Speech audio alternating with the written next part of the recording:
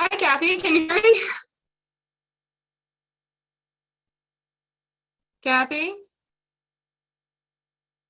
Okay.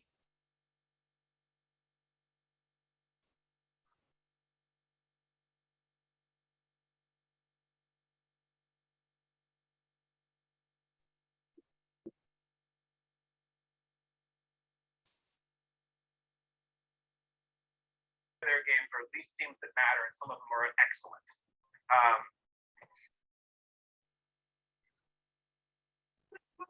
Good afternoon, good evening, happy Thursday. Just admitting some people here. So welcome to Life Plan 360 training. Everybody hear me okay?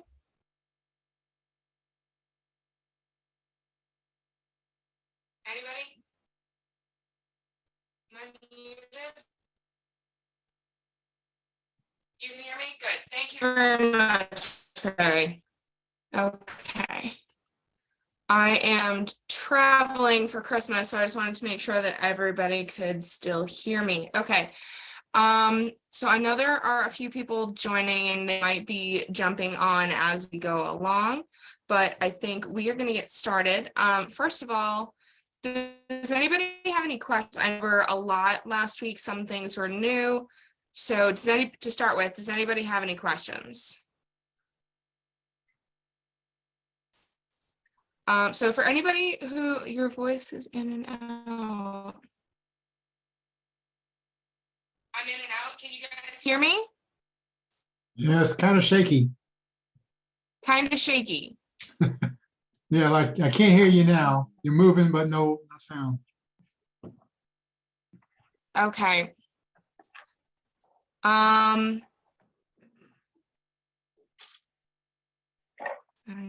see about that.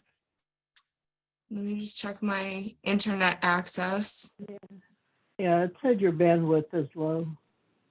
It says my bandwidth is low. Oh, great. Yes,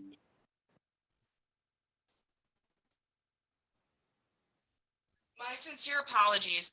Bear with me 1 minute. As I said, I'm traveling, so I'm not where my desk usually is. Okay. Nobody leave. I will be right back. I need my in-house tech support.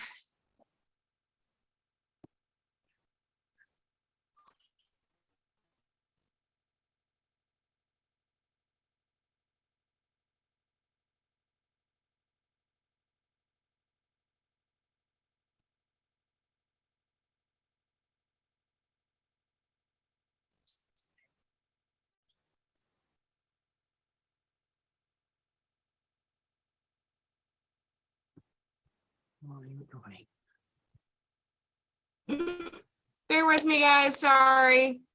Trying to get my. So they can't hear you? Yeah. Apparently I'm in and out. Can you hear me now? It was still shaky. Still shaky. It's something about my bandwidth. We don't have great internet here. Oh. Yeah, you're in and out. Just get a little tinny sound. Do you want to go to the other computer?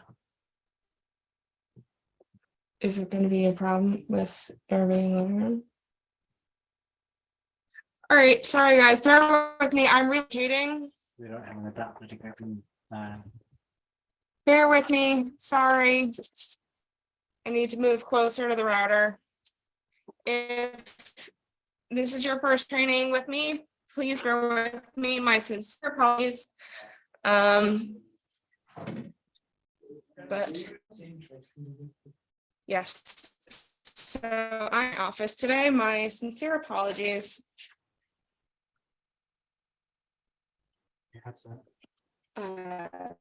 Sure.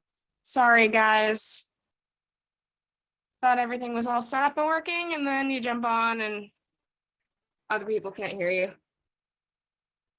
Okay.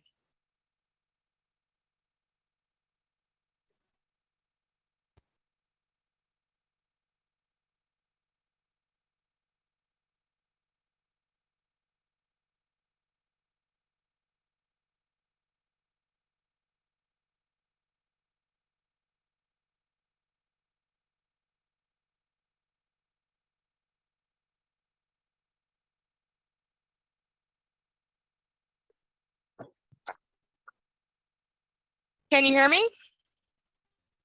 Much better. Okay, good. Okay, so it's working, hon. I'll just close the curtain. It should be fine. Okay, my sincere apologies, guys. We are going to get started now. And I've plugged it in here, so now everything's moved. Okay.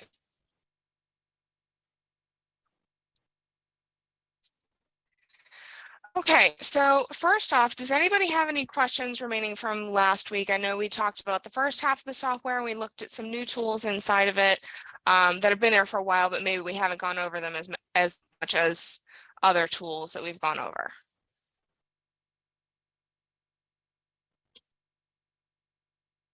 Anybody? Okay. So with that, I will get started on what I wanted to talk about today, which is actually the second appointment. So I'm going to share my screen. Maybe I'm going to share my screen. Okay. Okay, can everybody see the Life Plan 360 page? Somebody give me a thumbs up. Yeah, we can see it. Okay, good. Okay, so step 4 is where we leave off at the end of appointment 1. So at this point, we've gone through everything that this family has going on. We know that they have one child that they're trying to put through college starting in 2024. Just to kind of recap what we've already gone through with this client. We've talked about their 401k, we've talked about their 403b, and I'm just going to let people in real quick. Okay. Kathy, I made you co-host, so if you could just mind the waiting room, I would Okay. appreciate it. Yes. So we've talked about their 401k, we've talked about their 403b, and at this point, this client has told us that they're not real comfortable with their 401k, 403b situation because of taxes, because of the fact that the 403b is not matched, because it is in the market and they're concerned about the volatility thereof. Their Roth and IRA, same thing. This mutual fund we've already determined was a hobby, which is why we have left that alone. But so these are the things that we've talked about with them in the last appointment. So right now, where we've gotten them to is off of this plan, they will get to $1.5 million in guaranteed growth for retirement if they follow this whole plan. So in step 2, or the second appointment, rather, we're going to come back, recap this with the client. This is everything that we've talked about. So when you guys went home, had a conversation with each other, what did you talk about? How did that conversation go? Did you have any questions, comments, concerns? And let them ask that, guys, which, by the way, we will go over objection handling in a future training, which we have gone over in the past as well. So if there's anything in particular that you guys had as concerns, let me know, and I can address those. If not, we'll just keep going. Okay, so, this is where we got to, and really what we've talked about, how do we build the plan up to now, but we haven't talked about where you're putting your bank, right? So if we've got 1.5 million total, we're putting in $33,000 a year, should we talk about where we're putting that? Because right now we haven't talked about any financial vehicles at all. Let them answer. Anyway, 99 times out of 100, they will say yes. So we go to step 5. So we're going to design call the stress test. So first off, we're going to take a look at, we're going to make a list of attributes that you want your bank to have. So you said that you were uncomfortable with your 401k and 403b because of taxes and market volatility, right? So would you like wherever you're putting your bank to never be taxable again? They're going to say yes. So please feel free to participate, guys. So tax-free. So we're going to show tax-free. The other thing you said to me was that you were concerned about the market volatility, your qualified money, your IRA, and your Roth. So would we like wherever we're putting this $33,000 a year to be guaranteed to grow, guaranteed to never lose money? Okay, great. So we'll put in guaranteed. And something else that you said was that you're tapping into that 401k to potentially pay for Mary's college education. But if you do that, you could incur penalties.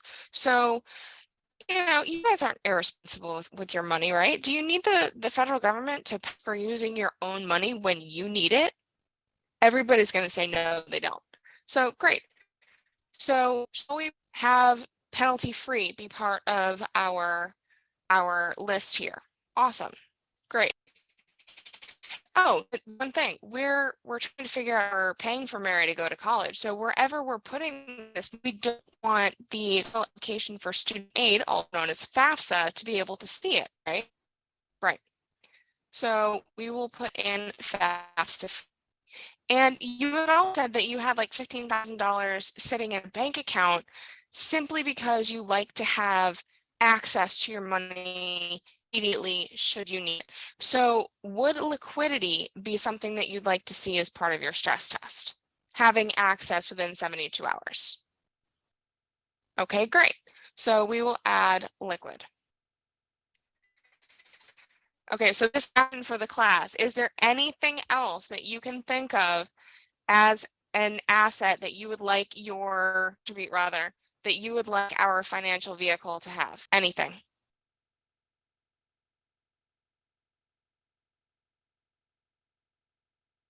Anybody? Are people posting to the chat and I'm just not seeing it?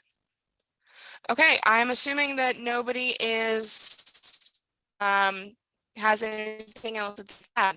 Okay, perfect.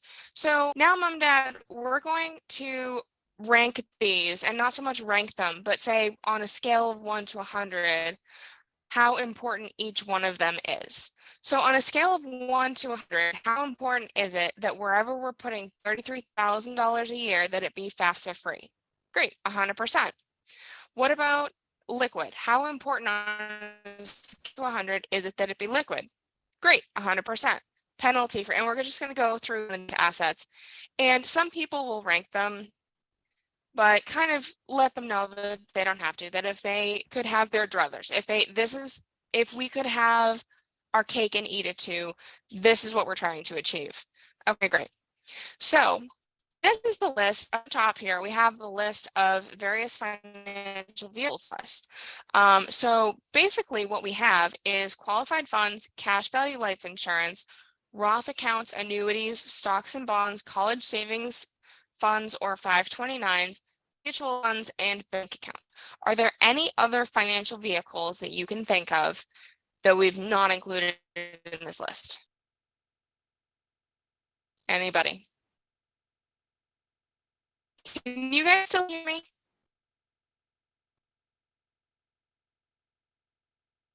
Anybody?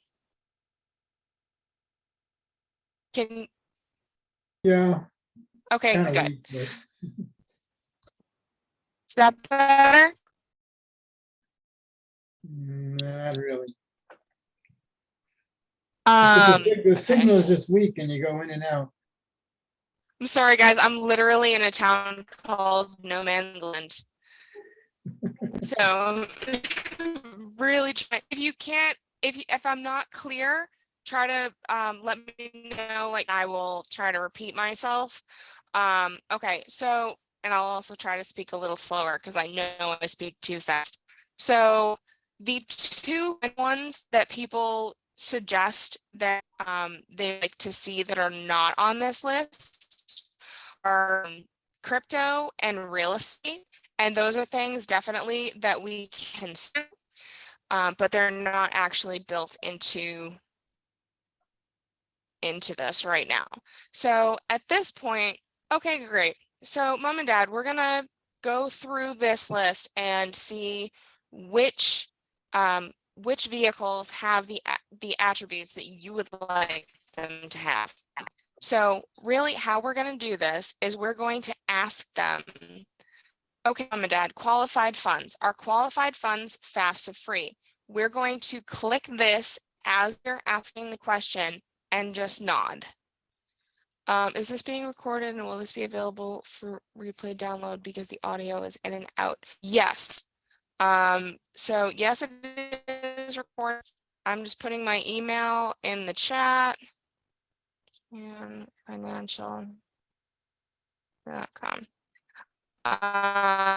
If you either or the replay or have any additional questions, email me. And is the recording for part 1 from last week's call available? Yes, it is. Email me for that too. So if you're emailing me to ask for something, just please tell me what it is I'm supposed to be sending people, because people ask for multiple things.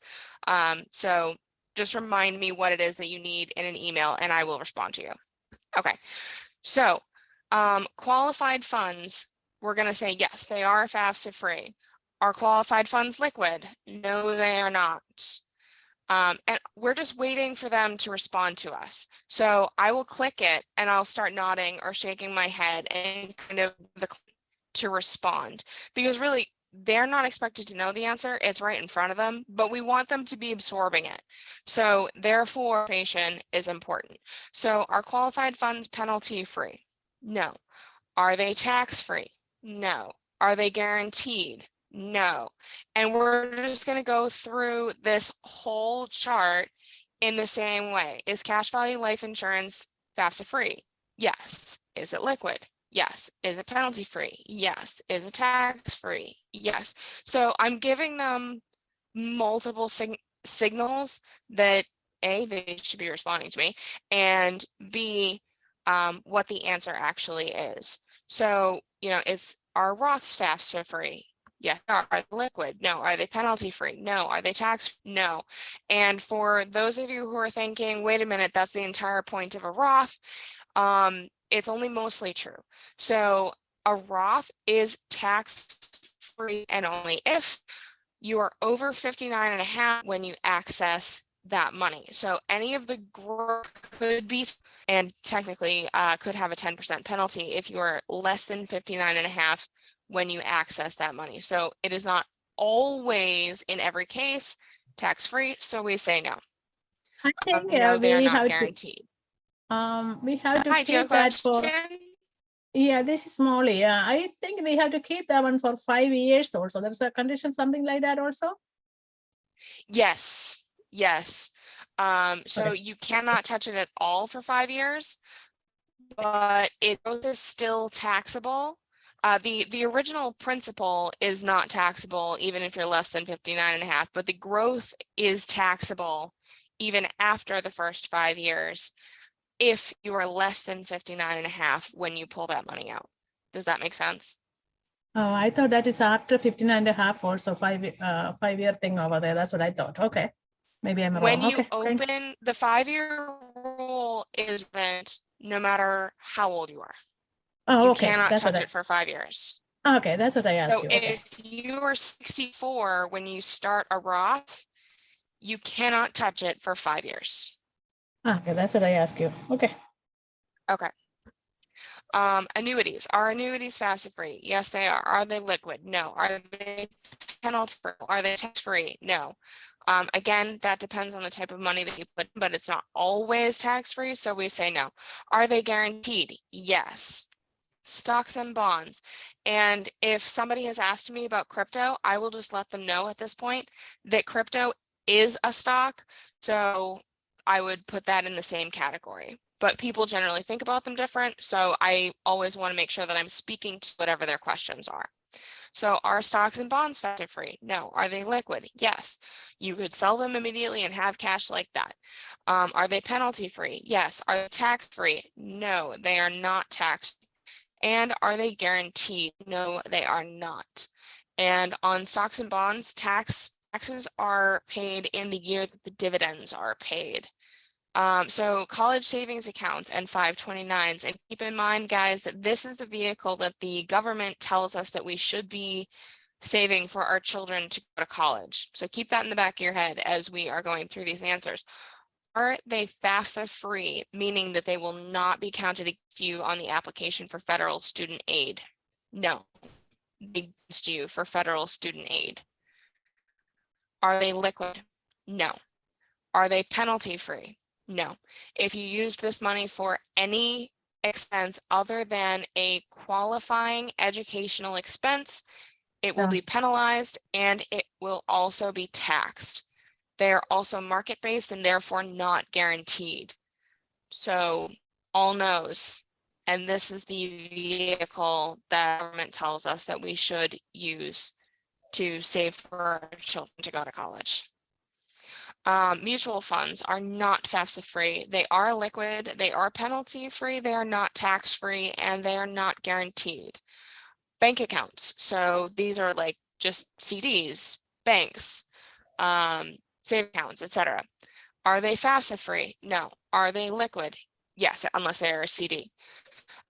Penalty free? Yes. Are they tax free? No. And are they guaranteed? Yes, they are guaranteed up to $250,000. And tax-free, even though you're only making about 0.25% interest, so that 12 cents you make every month is technically taxable. And also we had talked about real estate.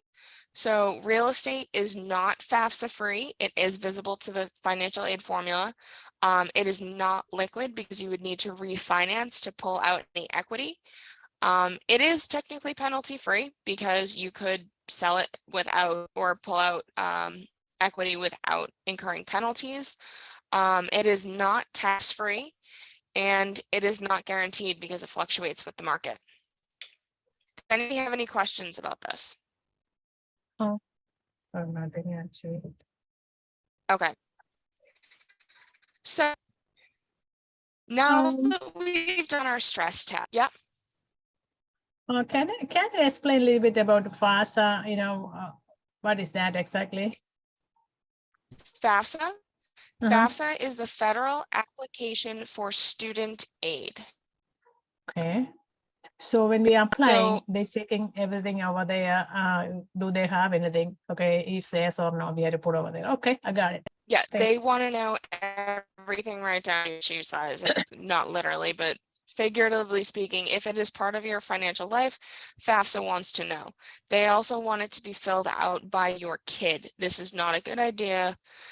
The number one mistake on FAFSA applications are that students put in their social security number incorrectly, which it will just immediately get rejected. And by the time you fix it, it gets filtered to the bottom of the pile. The faster you get the FAFSA in, the more financial aid is still available. Does that make sense to everybody?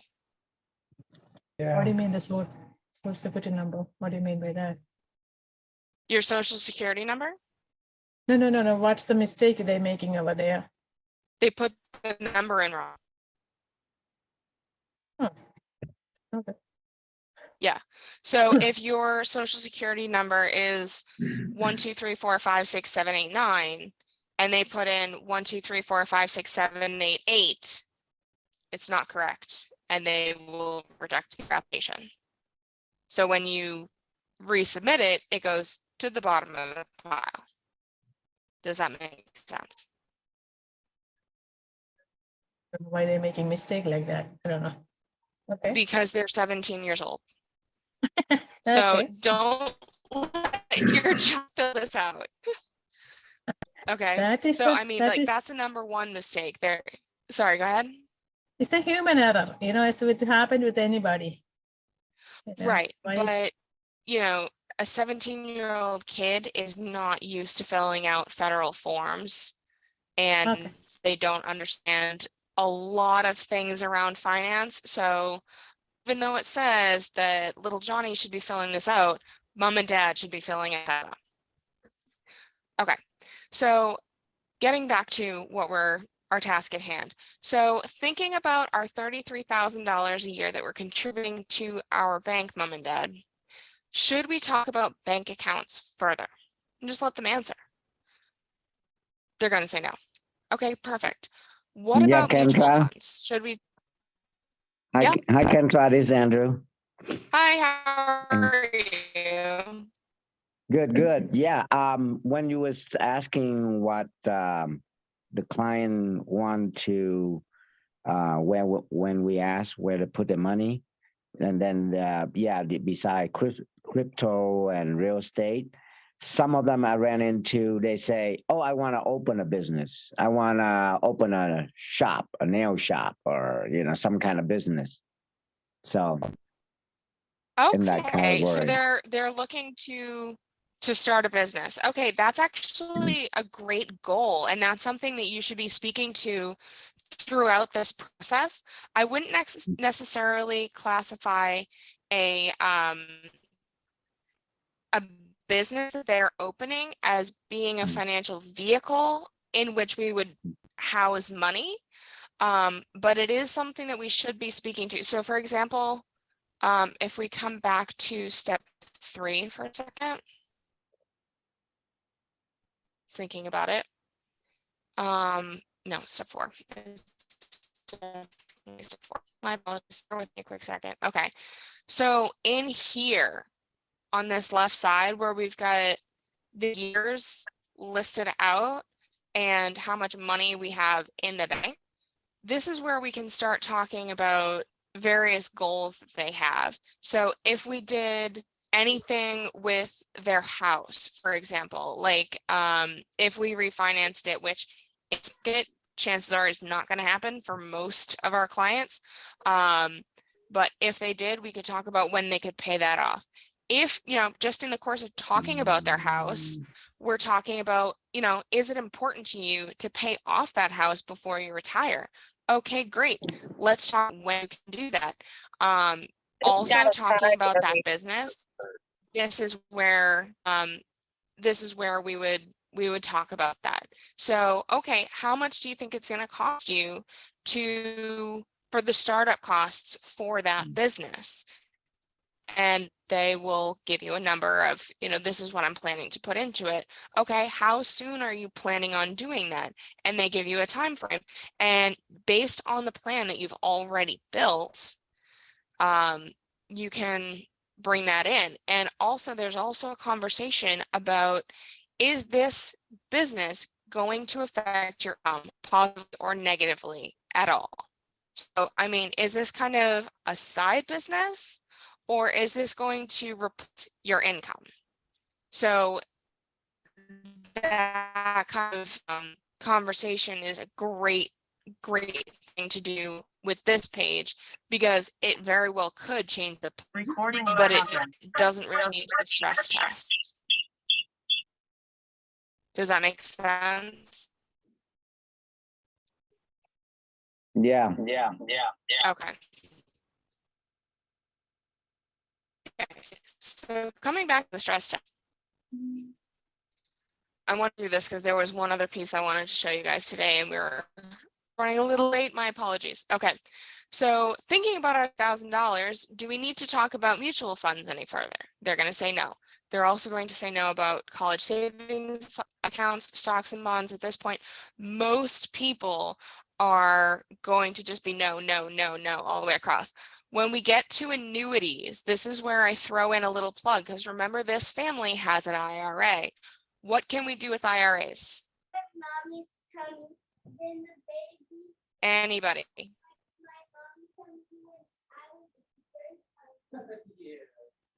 Okay, so basically, with an IRA, we can roll them over into the annuity to protect people from market losses. So they can still participate in the gains, but we can protect them from market loss. So at this point, when we get, so thinking about this $33,000, are we going to talk about annuities any further? They're going to say no. I would definitely agree with you on that front. But remember how we were talking your IRA, and you said that you were concerned about its growth, that you were seeing, the ups and downs, and it was kind of stressing you out for retirement?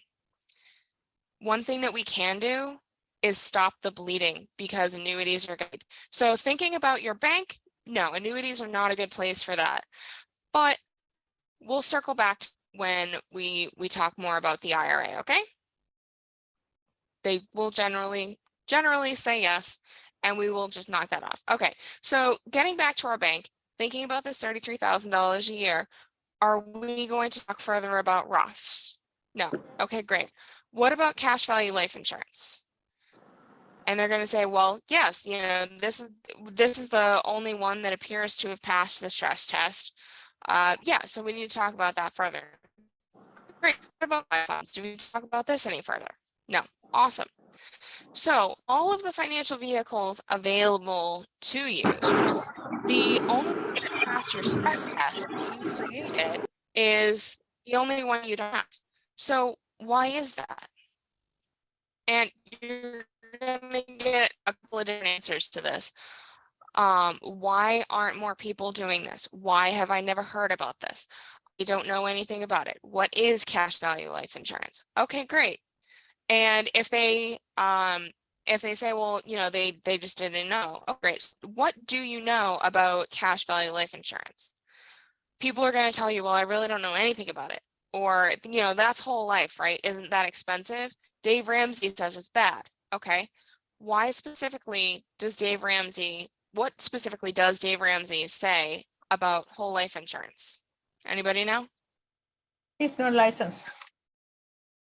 You're right, he's not. But what did he say? He's still a very popular figure in the industry. Yeah, he says he doesn't like it. Why? It's an evil. It's evil. Thank you. 10 points to Gryffindor.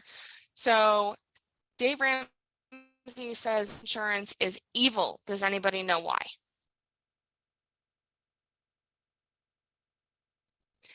Dave Because they're not Ramsey making says that 12% in the market. Dave Ramsey says that whole life insurance is evil because it's only guaranteed to make 6% every year. Okay. I'll ask you something.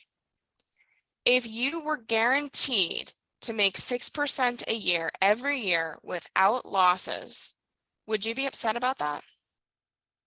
No. So how is home insurance evil? I think those times maybe stock market is making more numbers. That's what I'm thinking. Yes. So Dave Ramsey wrote his book in 1991 in the same time period where they literally did an experiment, chimpanzee and a dartboard. Right. And the dartboard was covered with the logos of various stocks, and the chimpanzee was supposed to the darts at the dartboard, and whichever stocks they landed on were what they invested in. The monkey made money in the stock market. That was the period of time that Dave Ramsey wrote his book. Can anybody do that now? No. Let me just ask you this. Dave Ramsey says that if you're not making 12% every year, that you should fire your advisor. Could you do that now? No. Is it even realistic for you to fire your advisor because you're not making 12% every year? No. No? Okay. No. So, and this is not something I'm going to go into great detail on with every single client, but this is just kind of information for you to have in your back pocket. You know, if you're, but you just said that if you were guaranteed to make better, you would not be upset, correct? No. Exactly. So that being said, and this point where I normally hold up my book, Money, Wealth, Life Insurance by Jake Thompson, and give them kind of an overview, a synopsis that this kind of gives them the overview of how cash value life insurance works. It's a very quick read. It gives a lot of historical information about how it has been used. For example, do you know what Disneyland is? Have you ever heard of Disneyland? Everybody's heard of Disneyland. Yeah. It would never have existed without cash value life insurance. McDonald's wouldn't exist without cash value life insurance. JCPenney would not have made it through the Great Depression without cash value life insurance. So I'm going to give them homework that they need to read Money Wealth Life Insurance so that we are prepared to move on. And if they have any questions, they need to ask, that they should feel free to ask. This is where we talk a lot about any questions, comments, concerns that they may have, and that we, especially where their kid is going to start looking in schools, we want to get this moving with them, and we need to apply. Was there a question? My apologies. Okay, I don't think there was. Awesome. So the next step, step 6, is to give them the overview of everything that we've talked about. We can give them this level report if it will load. It's thinking about it. Yeah, here we go. So it goes through and gives everything that we've talked about. This is our life wheel. This is what we've saved thus far, the complete overview of both appointments that we've had thus far. Building or solve items, proving it, the building the bank, the stress test, and even can everybody see this? It probably looks a bit like an eye chart, but it gives them if we use their house flop of what their mortgage schedule balance is, what their qualified accounts are going to look like, and what their bank looks like, even after they're pulling money out for school or whatever else. Does that make sense? Yes. Okay. So the second appointment usually takes an hour to an hour and a half because people will have questions. The conversation will develop, and you always want to make sure that you're leaving enough time for that. But at this point, again, people are starting to glass over and they're not necessarily wanting to fill out applications right this minute. At this point is when I would set up a third appointment for the purpose of taking the application. So we're really just going to end that appointment. We are going to jump in and fill out the applications. Does that make sense? Yes, no, Yes. maybe. Yes. And I just noticed that here.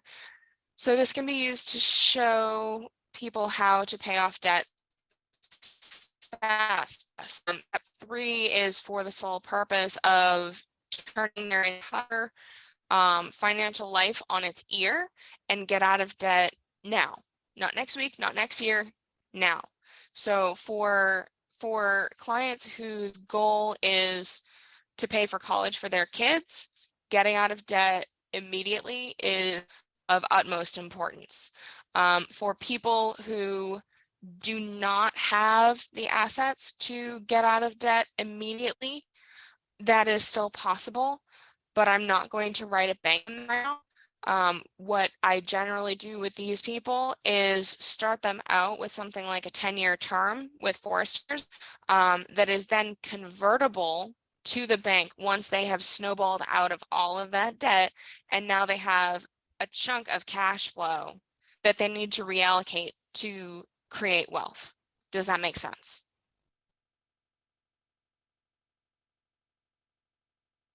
Did I answer the question? Explain one more time, Yes. please. Okay. So for people who cannot get out, let me go back to step 3.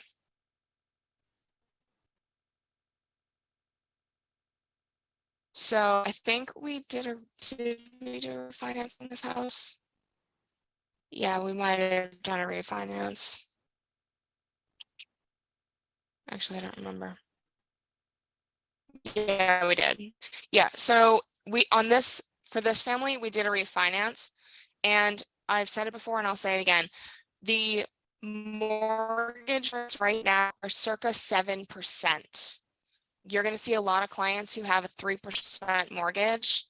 Unless this family needed the equity to get out of debt, I would not do a refinance for them. It's unnecessary.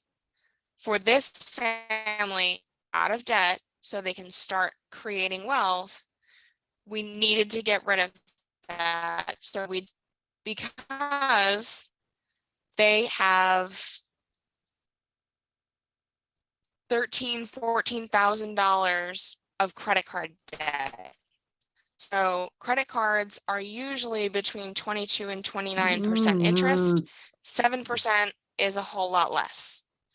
So, you know, they've got student loans, $20,000. They have car loans, $30,000. So they have a significant amount of debt and they didn't have all that many assets, but they did have a house. And pulling this up again, notice that they have, you know, several $100,000 worth of equity. I think they had about $300,000 worth of equity. We're not refinancing at 80%. We're only financing enough to pay off the existing loan and to pay off all of the debt. That's it. They don't need more than that because we're not trying to add more debt so that they can create wealth. That's not the point. We're trying to minimize their payments. So, for example, $483 a month is actually what their principal and interest payment is going to increase every month. So I actually that because we were reallocating the full 500 from the Roth, I knocked it down to 17 so they could see how it would actually play out for them over the next 20 some odd years, 27 years. So we need to balance those things and make sure that it's an actual picture. But if this family did not have a house to pull the equity out of, we could still create a plan for this family, but we wouldn't be able to pay off all of their debts right away. So we would use the debt to payment ratio to figure out which debts to pay off first, because basically what we're trying to do is buy back cash flow. So I think I showed you guys this before, but we'll do it again. So this is the payment, this is the debt. So $600 divided by $25,000 is 2.4%. $250 divided by $5,000 is 5%. 50 divided by 800 is 6.25%. 500 divided by 4,500 is 11%. 250 divided by 8,000 is 3.125%, and 400 divided by $20,000 is 2%. So obviously the first one that we're going to pay off is, well, it's a little less obvious in this case. This one right here, if we had that $4,500, we would pay that off because that is 11% cash flow that we're just getting back immediately. So now we can reallocate that to something else. And if all we have is $4,500 and that is the only debt that we can pay off, that's still significant because in 1.5 months, we're going to be able to pay off another credit card. And then after that, another 4 months later, we'll be able to pay off the next credit card, and so on and so forth until we're reallocating all of these to pay off the last debt. Would probably be the student loan because that one's the lowest payment to debt ratio. And then at the end, we will have $2,700 a month that we can build their bank with. What do we do with this person in the interim? They need coverage. They have a family. So we want to protect them. So if we build them a term policy that is fully convertible to a bank, we're protecting that family in the here and now for short money. But then once they have gotten rid of all of the debt, roll that over and do a conversion into a bank. By doing a convertible product, they're maintaining insurability today, and they're maintaining that that health rating. Come back as a plus rating. When they go to convert that, they'll still have the plus rating. Does that make sense? Yes. Okay. So again, I've gone off on a tangent, which is not actually what I wanted to talk about today. So we're going to go through what I actually did want to talk about today fairly quickly. Which I just got up. So come back to step 3. So in spending, it's going to ask us first what this client wants for a monthly income. So we're going to bring up our calculator. We know that this family makes $180,000 a year. So what does that mean for tax? 2022. So literally just Google it. So a good one. Come on. Married jointly. So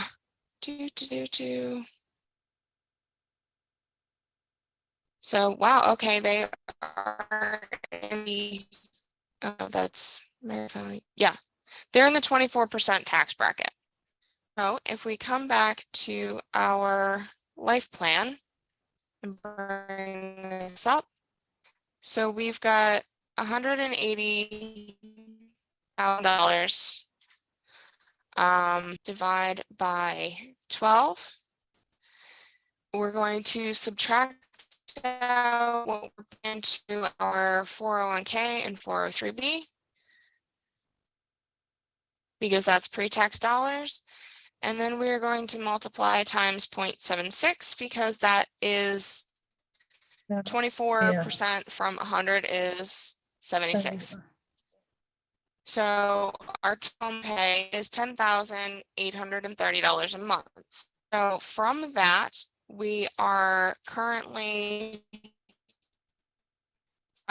in a Roth. We're saving $300 a month. We're putting $50 a month into a it was I think 100 and something on our mortgage.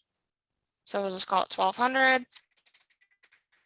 We're paying $600 on one car, $250 on the other, $50 on the 500 on the second credit card, $250 on the third, and $400 on the student loan.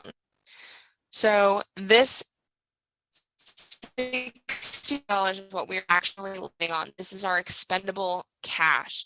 So I realize that I've gone through this exceedingly quickly. I have got to email me if you need the replay. Basically what we've done, we have taken their entire income divided by 12 to figure out what their monthly income is and subtracted out their pre-tax spending, which is their 401 and their 4B. Then we've removed their federal taxes, which is 24%. And we've then subtracted out all of the rest of their fixed expenses. Does everybody see how I got that?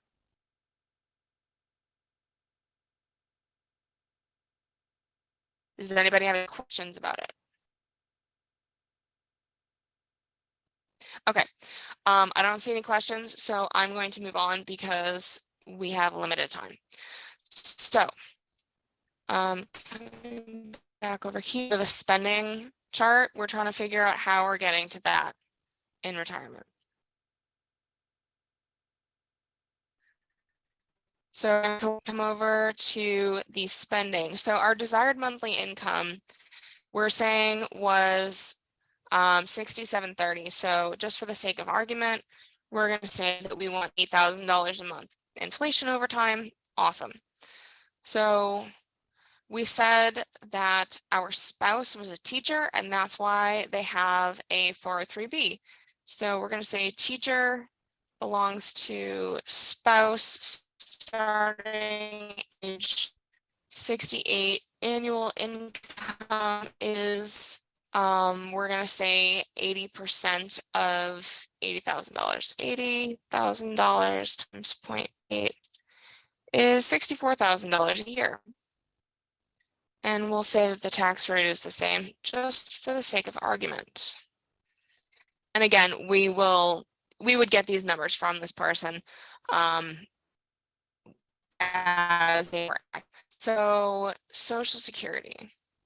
Would you like to include Social Security for yourself or your spouse? Sure. Belongs to client. And the average annual income is $100,000. We're saying that this person is in their average right now because they're in their early 40s. We're going to say that they're going to start taking income at age 68. So we can add, right, because they're different ages. So if we wanted to do the Roth, do you want to use your Roth account? Yes. Starting age is, say, 68 again. 68, show percent. I love this button. So we'll automatically show 4% of what is there because 4% is the magic number for anything market-based because in theory, the average is about 3.5 to 4%. So you're never touching principal. So you can barely see it, but it is in there, that blue line right there that shows what it is. Qualified accounts. Do we want to tap into any of our qualified accounts? Yes, we do. Starting age 68, starting age 66, because you're 2 years younger. And we're going to go with 24%. Save changes. Okay. So basically what we come here is we can hover over any given year and it shows what we have for income and how we have that income. So when our primary client is age 71, there's $48,000 a year in the pension. Social Security is $50,000 a year. The Roth is $1,000. Qualified is $4,500. So the desired at that point was $96,000 a year. And our total income at that point is $104,000. So this basically gives us planning. It's neat, but it gives us a ballpark to start with. Something I use often is actually custom.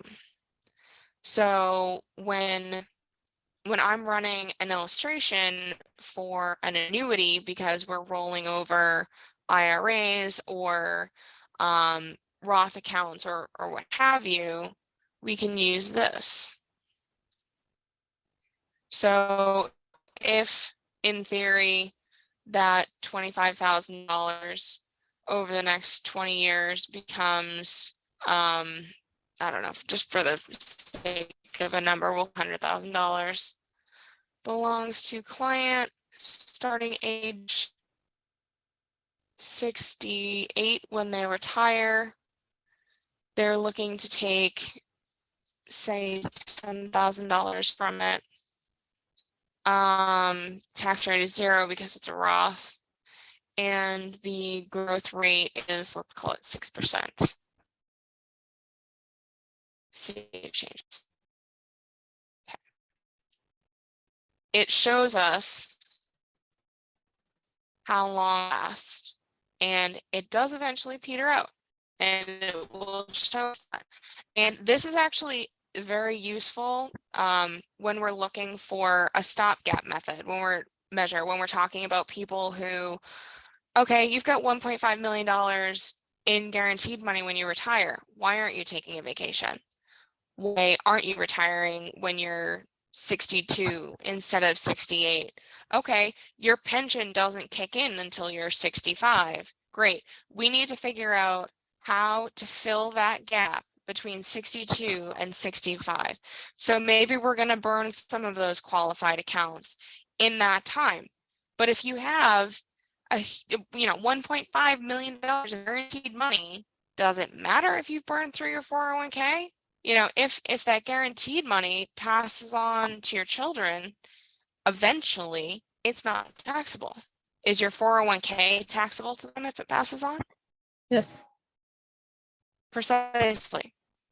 Yes. So these are conversations that we'll be having with clients. And again, I'm rusty because we went down a tangent. If you see this, and I can go over it again in greater depth on a future training if it's of interest to people. But does that make sense to people that this tool is available inside the software for you to play this out for people, to show them, great, you have a big pile of money. What can you do with it? Does that make sense? Yes, you can ask them, yeah. Okay, so we have about 4 minutes. So I want to any questions that people may have. Can you send this video to me, Molly? That for any who needs any of this training or a previous one, because I know some people asked for the one from last week. So email me at kroads@icanfinancial.com. I'm putting it in the chat. Yeah, a couple of people have asked me for things. Please email me because I try to remember, but email is the best way to do it because I'll just respond to your email. Were there any other questions talked about today or a different day? Yeah, Kendra. Sandra. So when we do in Life Plan 360, make sure the client understand that this is not we try to do investment. This is a Life Plan 360 is building your bank to store your money, with a better interest. Yes. And guaranteed, because most clients, they have the impression that, oh yeah, Andrew gonna show me the way that I'm gonna make, 30% guarantee and all that stuff and going to the head. So this is not, it's just where we smartly build our bank, store our money to do other things. Okay? Yes. So using 401k to plan for retirement is like going to Vegas with the mortgage money, to be quite honest with you. You want your financial house to be built on a solid foundation, and having all of your money in the market is a house of cards built on a foundation of sand.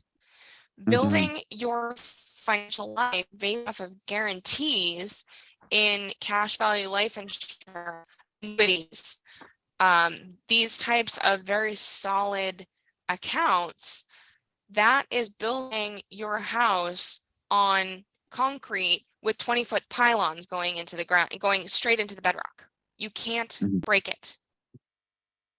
You'd have to eliminate all contract law in the US to be able to attack these products, because they are. Does that make sense? Yes. Yeah. Okay. Yeah, and Kendra, I know that there's another strategy been floating around by setting up a annuity to fund the banking, private, private banking. So maybe some next training was, we'll dig into that, because they were saying some using that strategy that, okay, you have this, $1 million or $2 million rollover, or even 100,000 rollover, and but the client say, no, I want to put this 100,000 of my 401k, roll over into the bank instead of annuity. I don't like annuities, but of course you cannot roll over to whole life. So so some people they roll over to annuities, and then every year they take out 10% of whatever amount available and then fund toward their banking without penalties. So I have seen that. mhm, I definitely have seen that. There are a lot of moving parts, and Mhm. that mostly works for people who already have a lot of amassed qualified money. Yep. In basically the age bracket that we've been looking at with Life Plan 360 is kind of like 35 to 55, and the demographic that you're talking about is probably closer to 65. They've got their retirement accounts built out already, and that is the money that they have. So they're trying not to necessarily allocate their budget because they're looking for income at that point. But they are two distinct ways of building the bank, and for a very different demographic. But remind me, send me an email, and I will see if I can put something together for probably mid-January. Yeah. Okay, I will. Okay.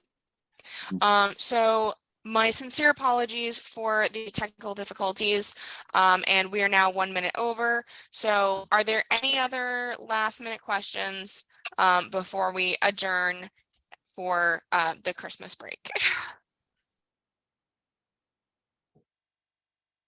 Okay. With that, I wish you all a very Merry Christmas, and I will see you same time, same place next week. Thank All you, right. Kendra. Merry Merry Christmas. Christmas. Thank you. Merry Christmas, Bye, everyone. guys. Bye.